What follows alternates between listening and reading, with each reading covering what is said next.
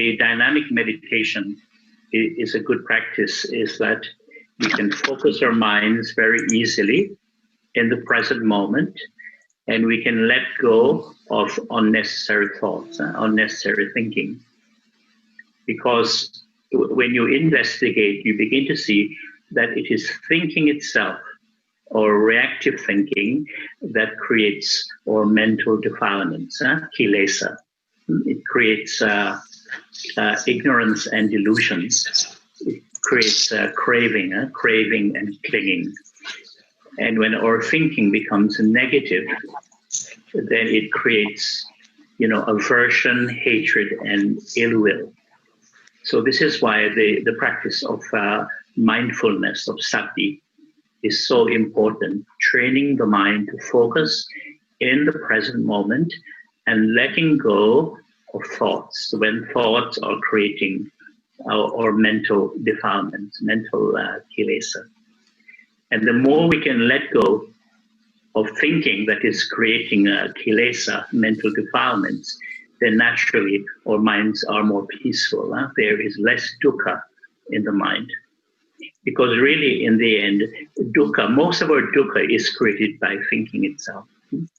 So that is the wonderful teaching of Satipatthana that the Buddha reminded the monks and devotees before he passed away. So now I will read the benefits of mindfulness in English.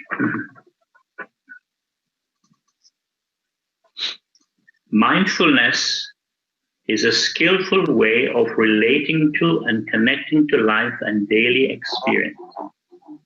It is paying attention on purpose in the present moment and in a non-judgmental way. It is a way of being, and it takes practice. It is calm attention to what is happening from moment to moment without discrimination or criticism.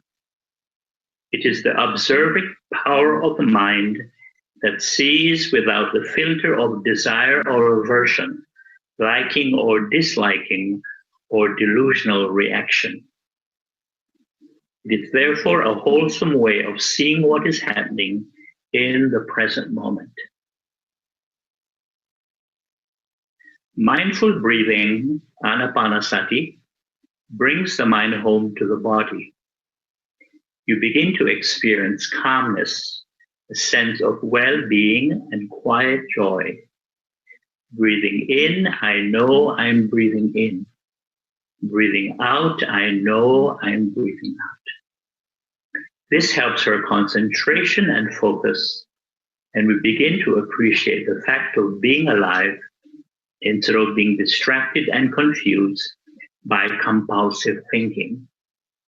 Now, this knowing that the Buddha spoke about is intuitive knowing. When we are mindful, we know intuitively that we are breathing in and out. So this type of knowing is different from intellectual knowing. Now, intellectual knowing is based on, of course, thinking and memory, knowledge and information. Say, if you're studying and reading books and so on. But this type of knowing is very different. It's just like when you're hungry, you know you're hungry. When you're tired or sleepy, you know you're tired or sleepy. And if you have to go to the washroom, you know you have to go. So this knowing is a natural intelligence. So this knowing goes with mindfulness, and being aware in the present moment. Mindful walking helps us to be in the present moment, and we can appreciate the beauty of the environment. We can stop and smell the roses and experience the joy of just being alive. And if you're not familiar with mindful walking, just go to YouTube and type walking meditation. You'll see the video. It's a very simple practice. Mindful eating in silence is a peaceful activity, and we can appreciate the food much more. When we're eating and talking, what we're talking about becomes more important than the food. The food becomes a secondary thing. Mindful cleaning, cooking, and washing helps us to enjoy doing these activities instead of being in a hurry to finish them, so that we can do other things. Present moment, wonderful moment. With mindfulness and calm focus, we can deal with our own suffering, or anxiety, fear, and worry, frustration, irritation, anger, resentment, sadness, and sorrow. You can embrace your mental, emotional upset and take care of it with compassion, with metta, kind acceptance, and patience. Mindful breathing can also help us to stop thinking about the past with regret and guilt, and stop thinking about the future with anxiety, fear, and uncertainty. We're able to experience tranquility and stillness, which is most beneficial and precious in our busy and stressful lives. Now, of course, sometimes we have to think about the future, some idea about the future, some planning. That is natural.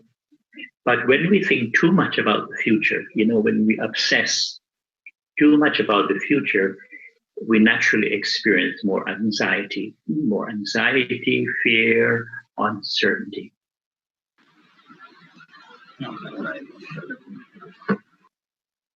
Mindfulness has the power to heal past traumas and conflicts because it is a state of non-duality. And so one is able to be objective and see things as they are without identifying with them and let them go. Mindfulness also helps us not to react to unpleasant words and situations, and not to take things so personally. A great deal of our mental energy is caught up in habitual reactions. It is our reactions which make us burn out, which throws us off balance and cause us suffering and discontent, dis-ease. The mind is disturbed. And this is why the Buddha gave this very radical and challenging teaching. He said, when you see, just see. When you hear, just hear.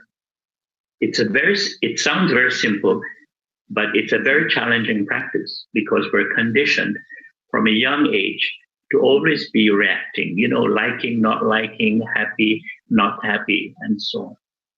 So this teaching is a very good advice when we can practice mindfulness. Things get better in our lives when we react less and less. We can remain calm and patient, wise, strong, and secure. Then we can respond in a beneficial way and be helpful to others. So with mindfulness, we're able to appreciate the difference between reacting and responding.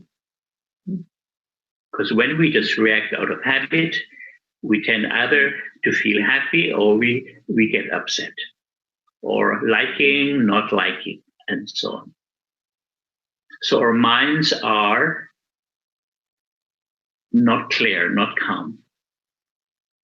But when our minds can be clear and calm by not reacting so easily, then we can respond in a beneficial way and be helpful to others. So responding means you're acting in a very calm, clear, beneficial way.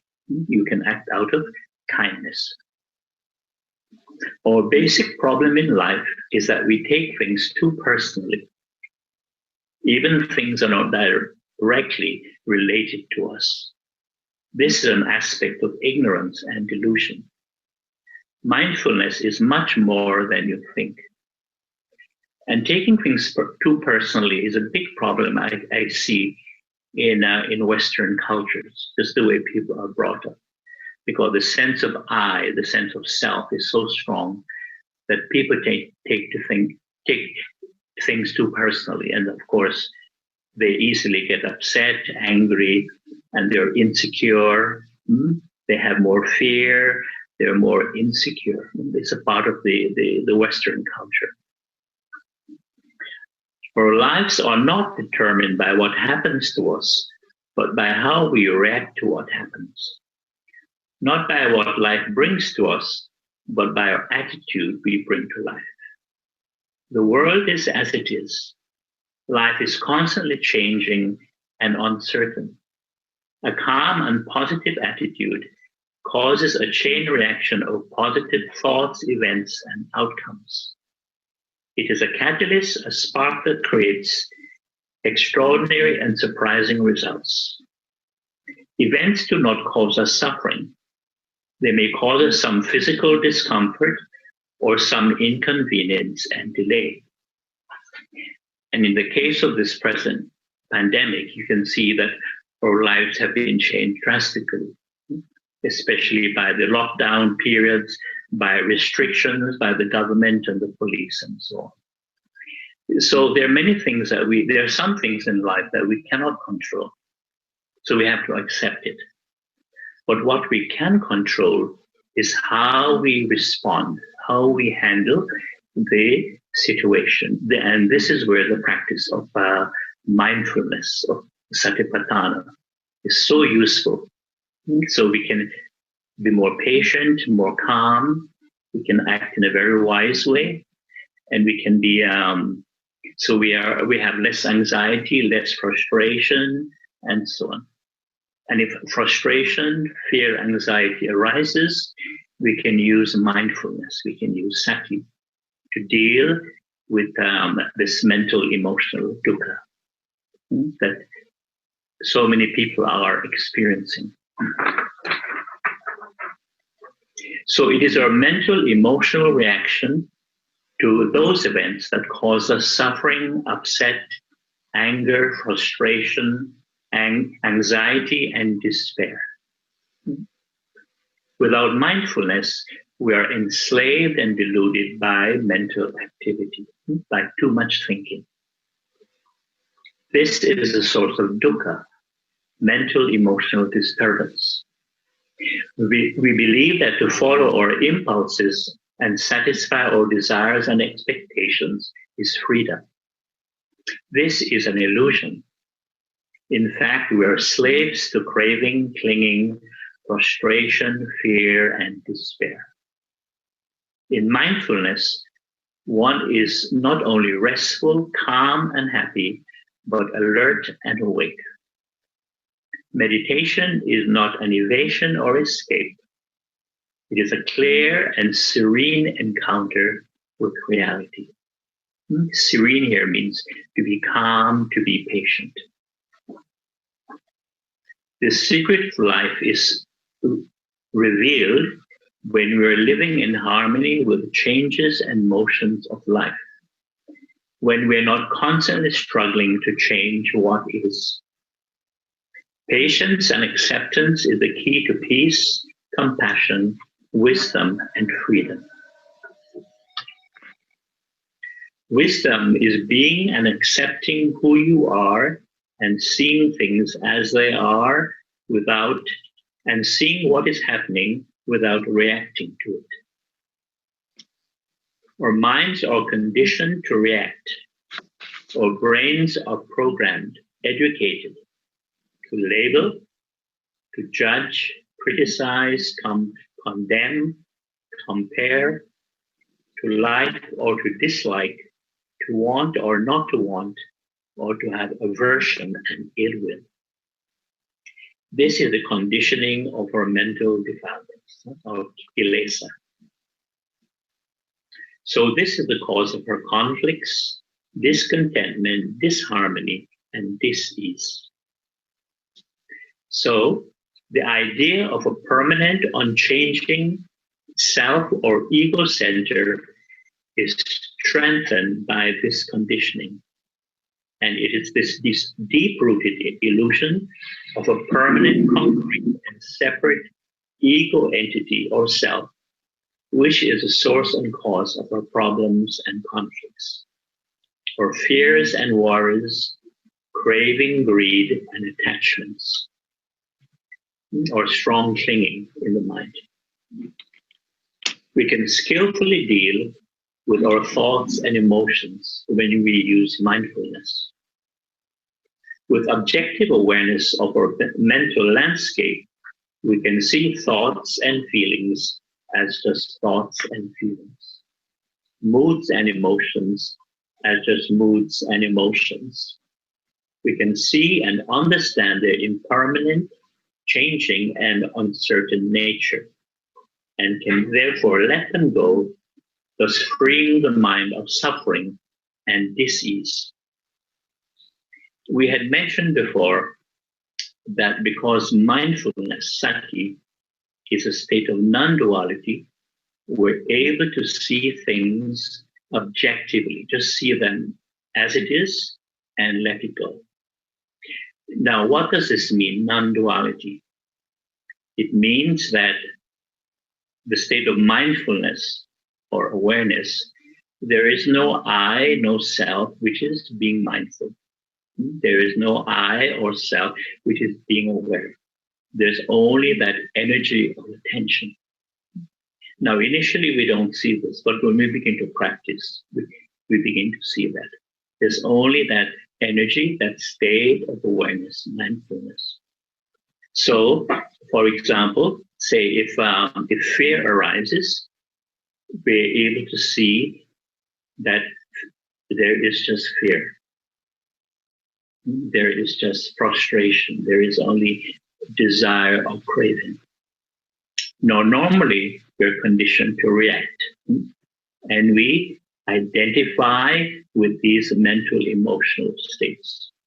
We say, for example, I'm afraid, I'm scared, or I'm lonely, I'm upset, I'm angry, I'm frustrated.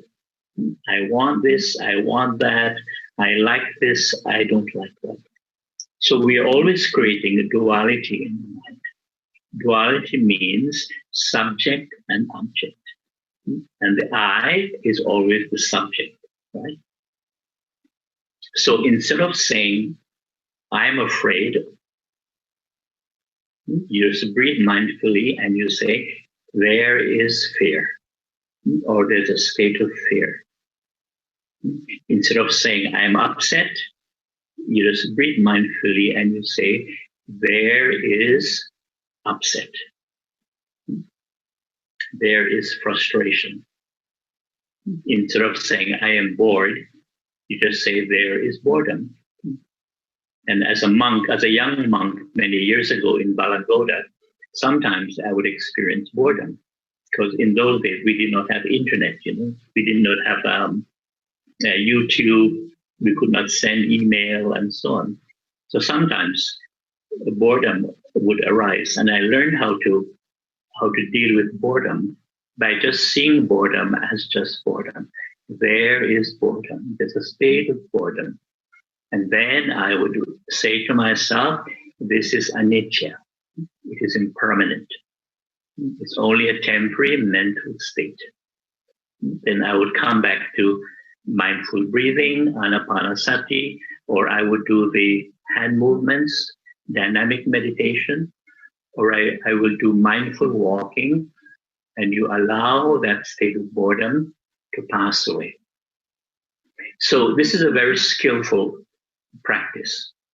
And the same with desire. If any form of desire arises, instead of saying, I want this or I want that, you just say, there is a state of desire, or there is desire. There is craving. And again, you remind yourself, it is anicca. It is impermanent. And you allow it to go away. And sometimes it's very beneficial to do the metta bhavana. And that's also a very useful practice because it's very positive. May I be well, happy, and peaceful. And may I be free from fear, conflict, and delusion. May all beings be well, happy, and peaceful. May all beings be free from fear, conflict, and delusion. So the practice of metta is very, very beneficial. And of course, you can send metta to your friends, to your family, to all beings. And of course, you can send metta to all your teachers also. So this practice of mindfulness and the ability to see things objectively, to see things as they are, it's a very beneficial practice. And now they're using this in modern psychotherapy. They call this mindfulness-based psychotherapy. Learning to see things as they are and let them go. And knowing that they are impermanent, they are anicca. It's a very useful practice.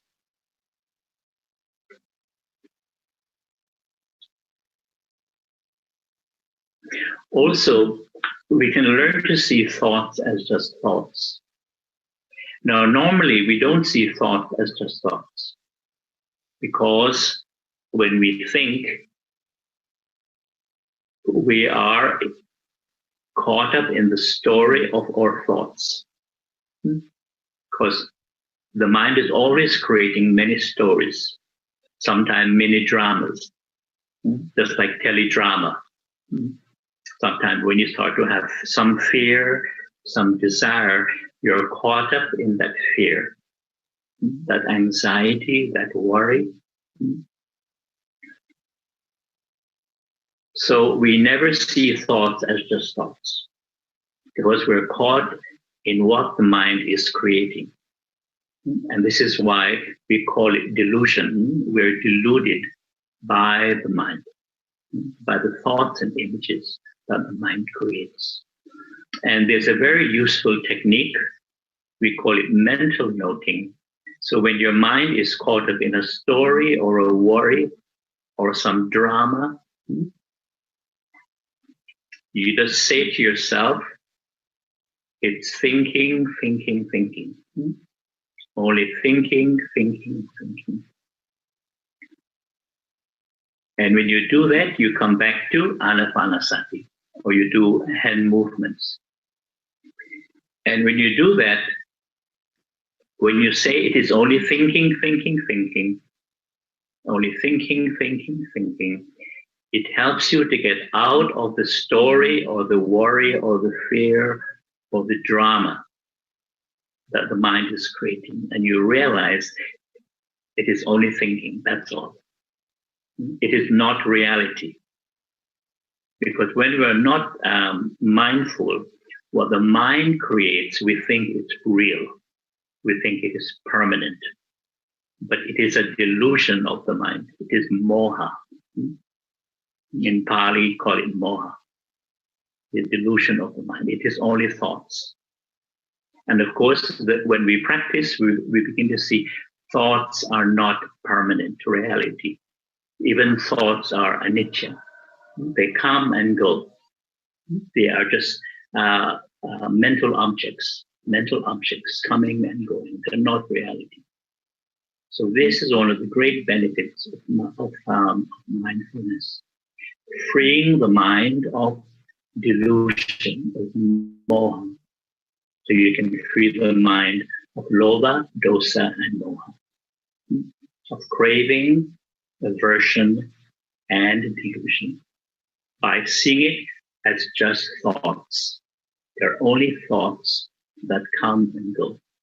So this is a great practice of mindfulness. If we wish to live skillfully, we need the vital factor of mindful awareness of what is happening from moment to moment.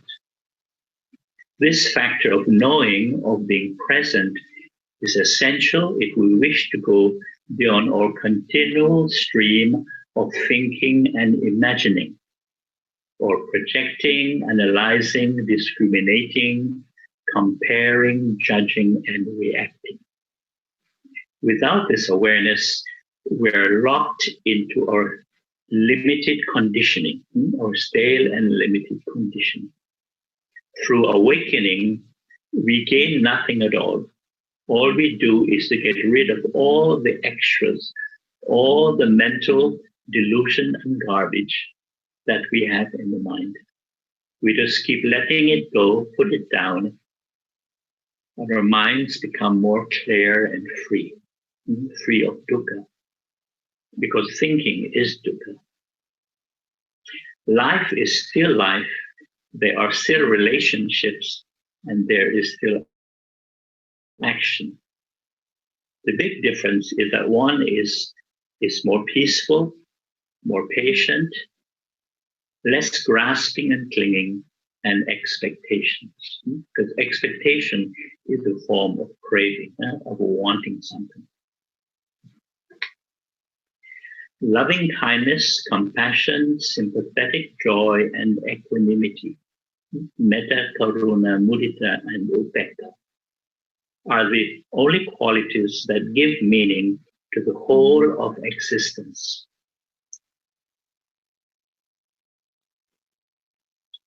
Death is a mirror in which the true meaning of life is reflected. Life is short, constantly changing, and uncertain. There are no guarantees, because life is always changing. Life is uncertain. What is the most important thing? The most important thing in life, the priorities of life.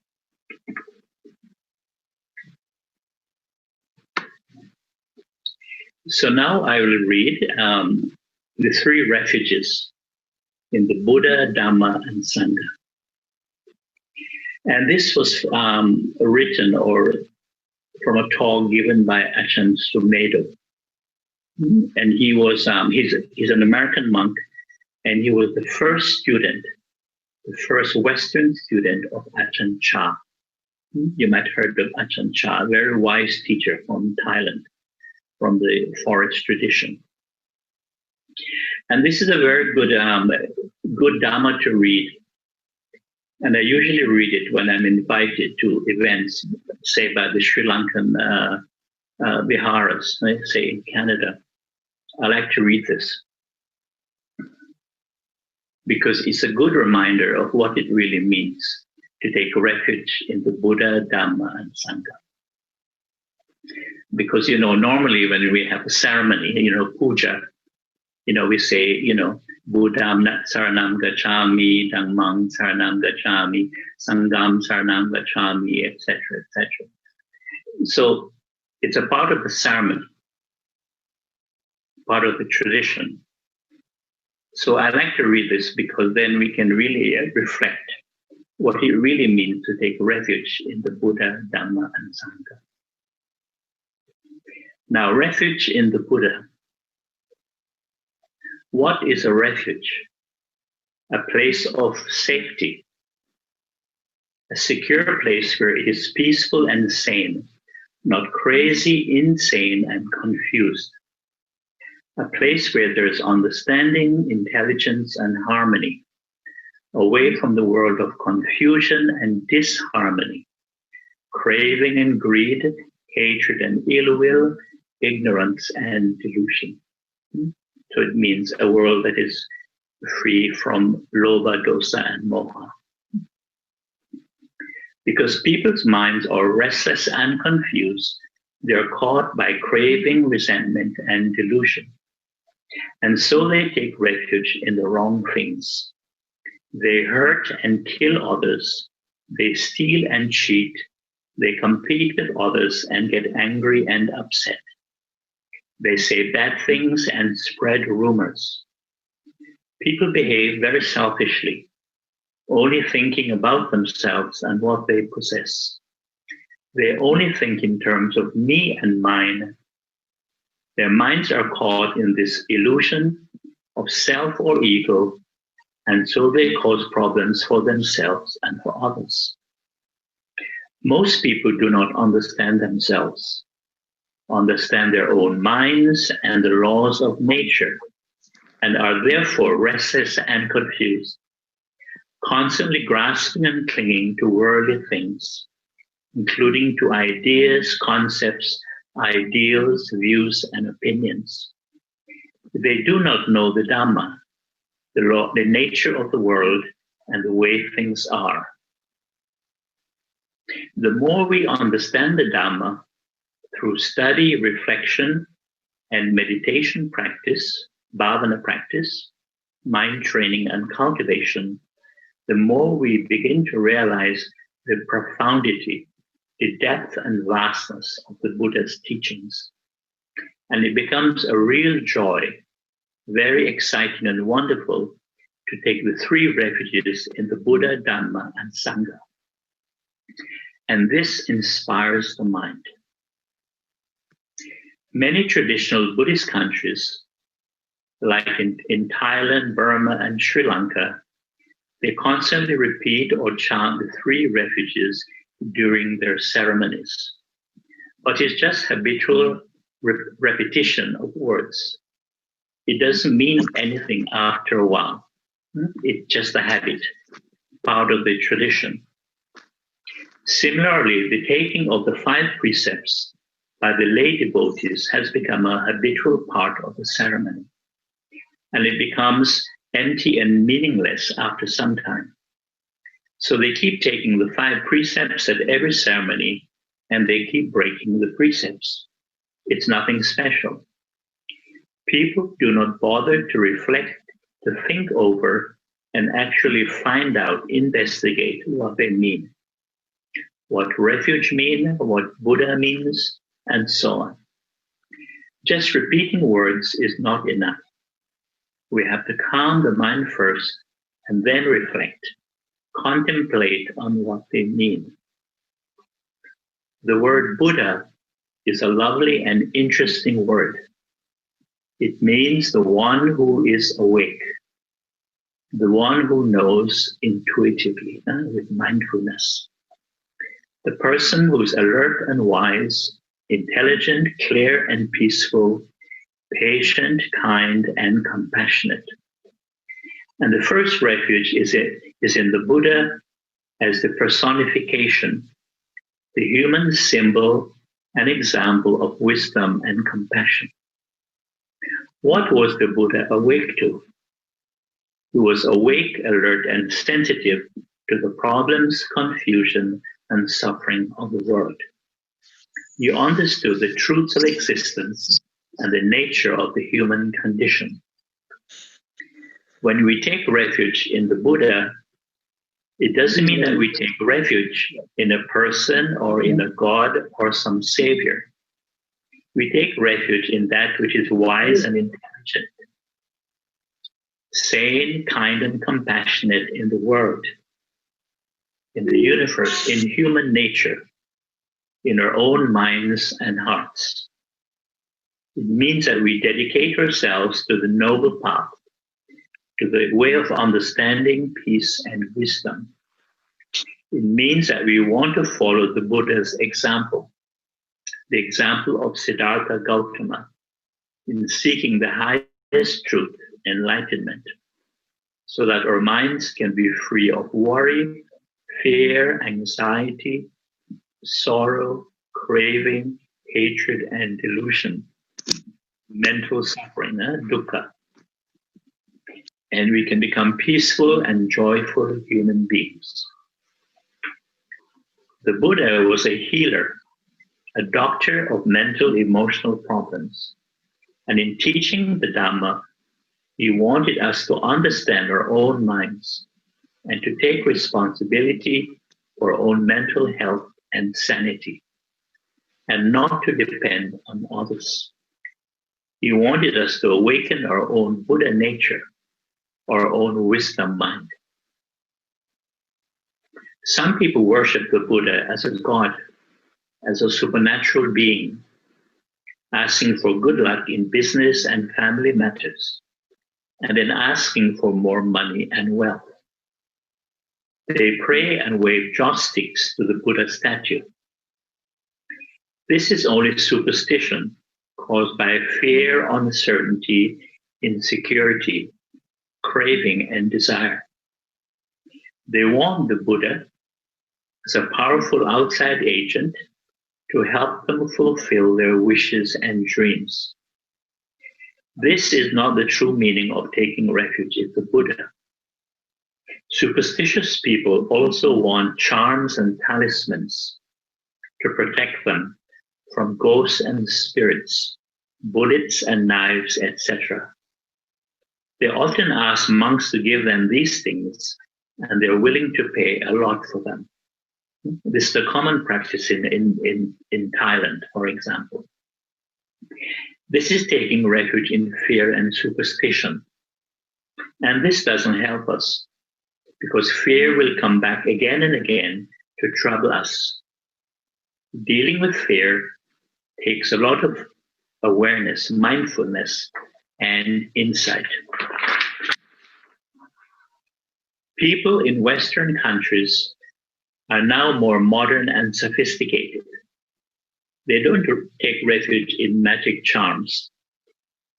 Christians take refuge in the belief that there is a God and eternal life after death.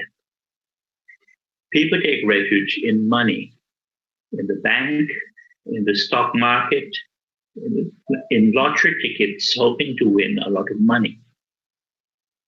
Some people take refuge in material possessions, romantic relationships, and sense pleasures. They believe that these pleasures will give them true and lasting happiness and security. Some people take refuge in their physical beauty, good health, and strength. But that is still taking refuge in things that offer no real safety, because these things are impermanent, anicca, temporary and uncertain. These things and conditions around us and in us can change at any time. We cannot guarantee what will happen in the future. Life is uncertain, always changing. Only death is certain. Our bodies and physical looks have to change. We have to grow old, experience sickness, and we all have to die someday. Our health and strength have to change.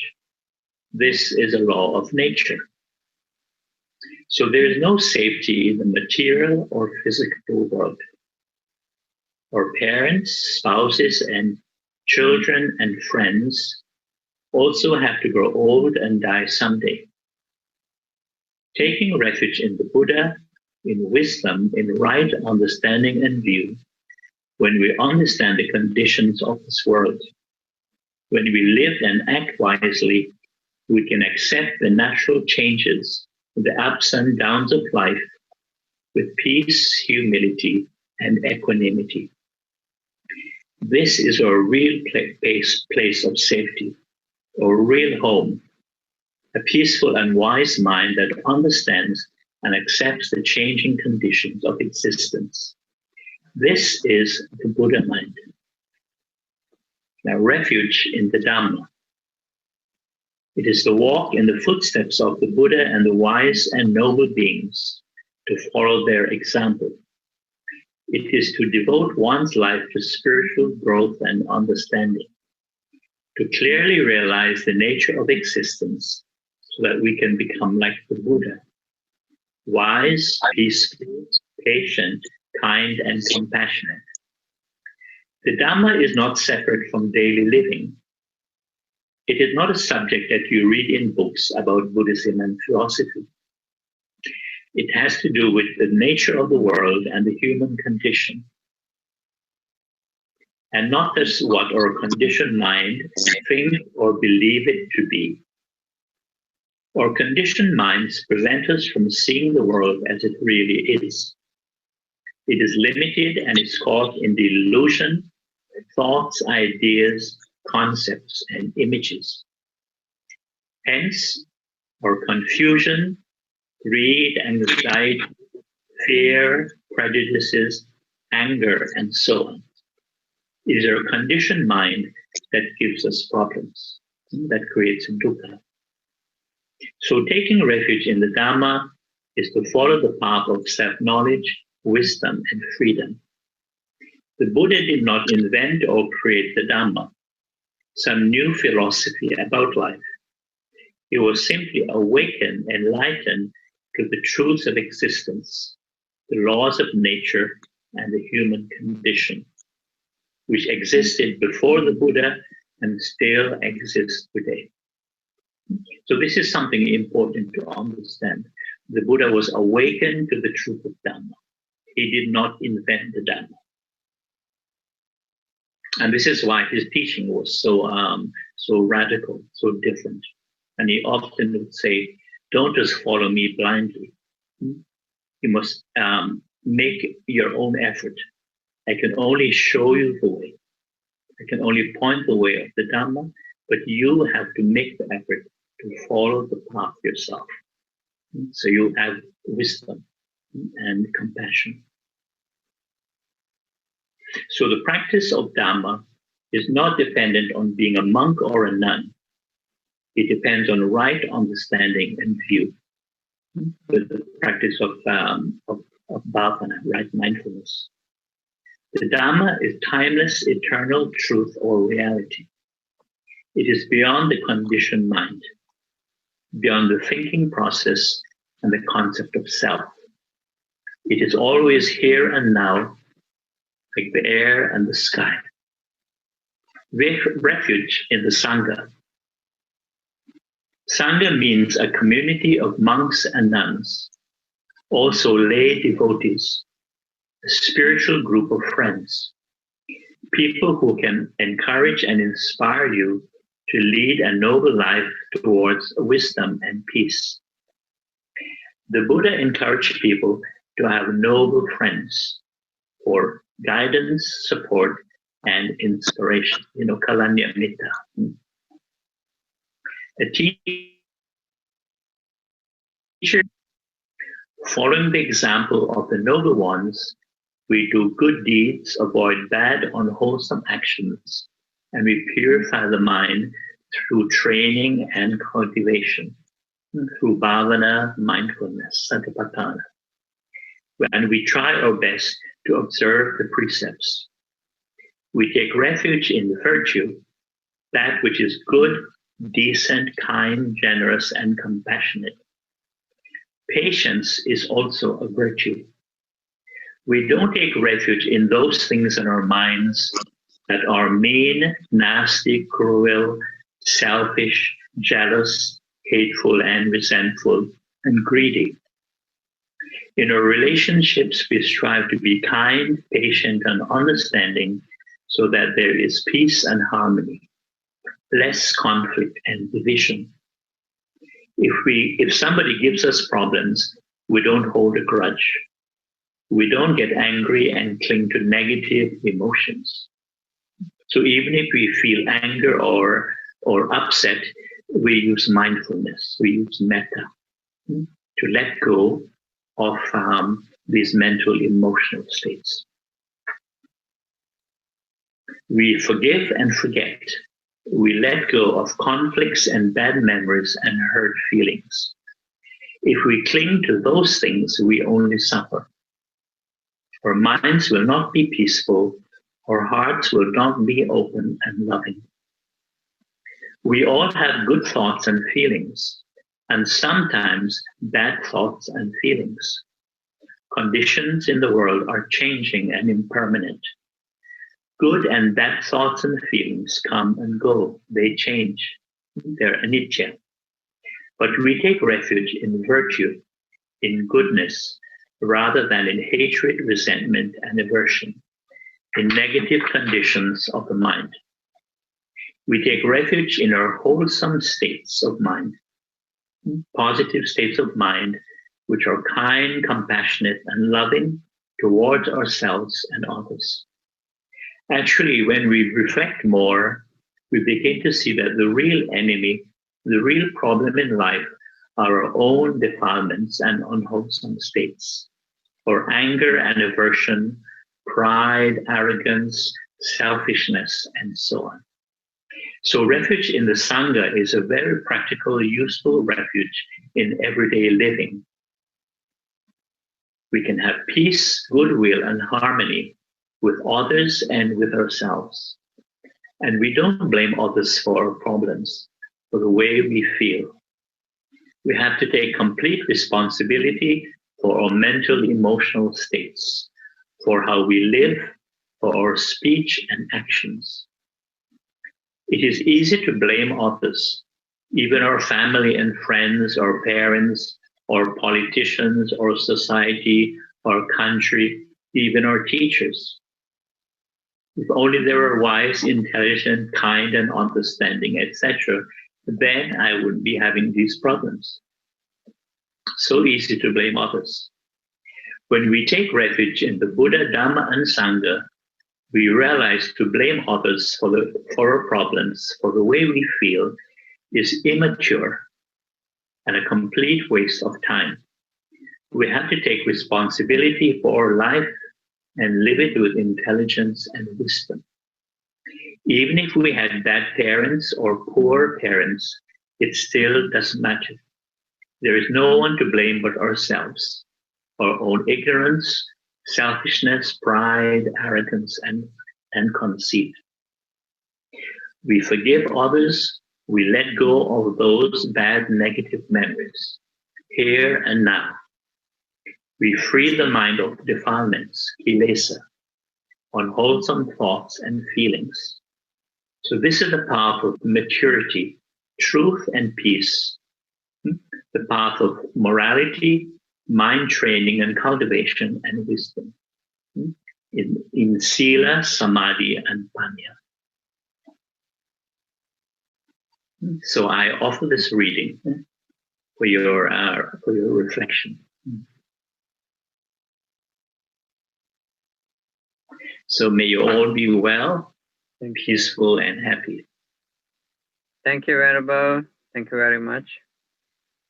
So I think I will explain it to them later. I will discuss with them. And right now, shall we do practice of little bit of dynamic meditation?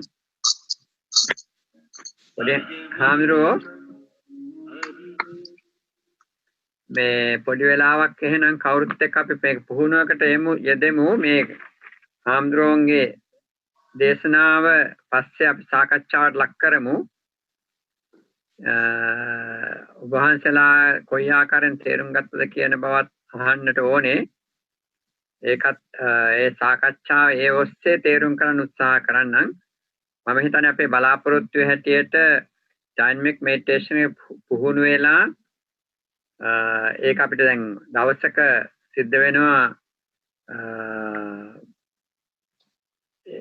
එක් හාමුදුරුවෝ තමන්ගේ ඒ පුහුණුව ප්‍රදර්ශනය කරන්න පෙන්눔 කරන්න ඒ නිසා අපි අද දවසෙත් මේ දවසෙත් ඒ දේශනාවට අහගෙන ඉන්න අපි බලාපොරොත්තු වෙන ඔබ වහන්සේලා කවුරුත් එක තමන් පෞද්ගලිකව පැය භාගයක් හෝ හමාරක් හුරු වෙනවා ඇති කියන විශ්වාසය තියෙනවා. ඊට අපි ඒ වුණාට මෙතෙන්ද සූදානම්කම දැන් කොවිඩ් හැමෝම ඉන්න නිසාවෙන් අපේ හැමදෙරු එක එක්කෙනා අද පොඩ්ඩක් පුහුණුව අපිට තමන් ඉදිරිපත් කරොත් මම හිතන්නේ හොඳයි හැමදෙරු සන්තෝෂ වෙන්නේ නේද?